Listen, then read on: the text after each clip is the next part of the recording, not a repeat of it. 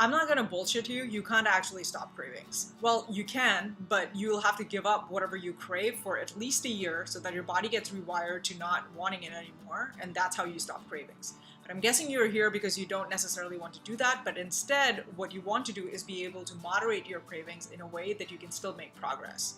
So what I'm going to give you in this video are 6 solid strategies that have helped our clients time and time and time again to control their cravings and make tremendous progress. This is Richa from Coach Viva, and let's go. The first thing and most important thing is that it is fine if you want to eat something even if you're not hungry. We all feel it, we're all human. The crux is that you eat something with full intention of doing so. It is not a mindless decision. You are intentional in making it your choice to eat it, and not because you felt like you lost control and have it be something that you regret later. All right, let's kick it off with 6 strategies. Tip number 1.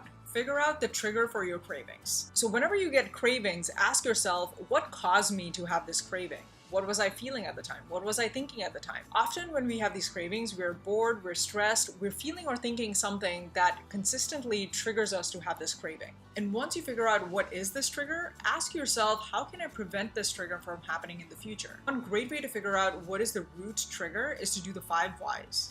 For example, let's say I come home and I'm stressed, so I have my sweets. So first why did I have the sweets? Because I was stressed. Why was I stressed? Because I am behind on certain project that is due tomorrow. Why is that project running behind? Because there were these unexpected tasks that got pushed to later in the day, and as a result, I didn't have time to start on this project earlier. Why did they get pushed to later in the day? Because this coworker stopped by, and while it wasn't due tomorrow, they needed my help, so I helped them out, and that pushed everything else out. Why did I need to help this coworker right then when they didn't need it for tomorrow? Because I have a problem saying no to people who come to me for help. Notice how if I had tried to figure out what to do for stress, I might come up with things like, oh, maybe I should take a quick bath or do some relaxation thing in order to calm myself down.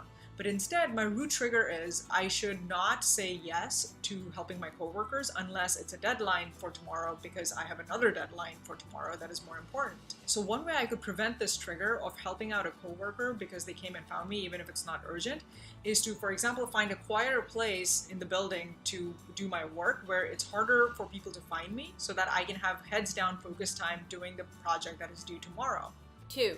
In case the trigger does happen, be prepared. Write down beforehand what you tend to crave when these situations arise, and be ready with substitutes. Tip number 3, make satisfying the craving really hard or really inconvenient. So for example, again, I'm stressed, I come home, I have a craving for ice cream.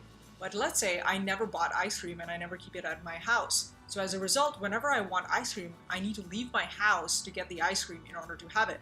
And it's possible at this point that I've made it such an inconvenient thing for me that I might actually skip having the ice cream altogether and go do something else. If not keeping something in your house is hard to do, another thing that you could do is to hide it in the back of your cupboard. Out of sight, out of mind totally helps. 4. After eating whatever snack you wanted to use as a substitute, drink a tall glass of water, and then just pause. This gives me 5 to 10 minutes of pausing to start. While you're paused, you can do another activity of your choosing, so long as it's not the current activity that you were doing when the craving arose. Now, after you have paused for a little bit, you can ask yourself, do I still want this food? Will it still give me the benefit that I had wanted before? If the answer is still yes, then go and get the food that you are craving, and take out just a small amount. And then take it with you to a place that you can sit down and really focus on eating it. Leave the rest behind. Now, eat it with 100% focus. Only focus on the taste and the sensations. Do not do other things while you're doing that. Make it really worth it. After that, if you still want more, do the activity of drinking water, pausing, and then going back for another small portion. Tip number 5, if you find yourself on a slippery slope where you keep doing the pauses, but then you keep going back for more and more of whatever you're craving, then another strategy is to commit to having 1 bite of a vegetable every time you have 1 bite of the snack. This has 2 advantages. Number 1, you're going to feel full a lot sooner, so you're not going to end up eating as much of the craving food as you would have if you were just eating the craving food. And number two, this really slows down the consumption of the food that you're making, and as a result, you are making every bite last longer. This helps with the mental satisfaction because that's really what you're trying to fulfill whenever you have a craving. It's not a physical satisfaction, it's a mental and emotional satisfaction that you're craving. And lastly, are you always thinking about food?